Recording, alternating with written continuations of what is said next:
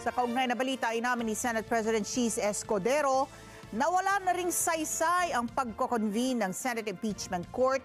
Kasunod nga ng deklarasyon ng Supreme Court na labag sa konstitusyon ang reklamo laban o ang impeachment kaya bilang abogado ay ito.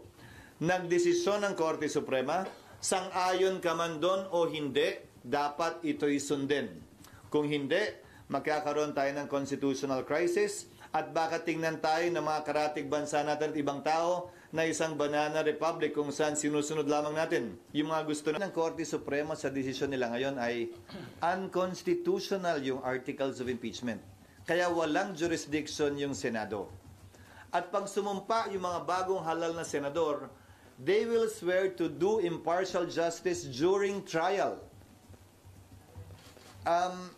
Wala nang ang jurisdiction eh. Sa tingin ko, mas safe na Senado ang magpapasya kaugnay nito imbis na impeachment court dahil baka matingnan pa na paglabag ang pag-convene ng impeachment court matapos ang naging desisyon namin ngayon na bawal pala lahat ng ginawa namin.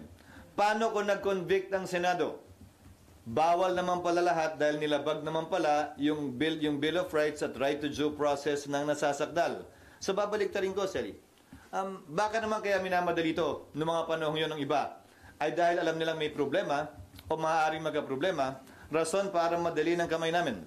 We exercised an abundance of care when it came to that, not wanting to violate any constitutional provision and juxtapose that to what the House did. Sa tingin ko, hindi pwedeng pulaan yung pagiging maingat ng Senado.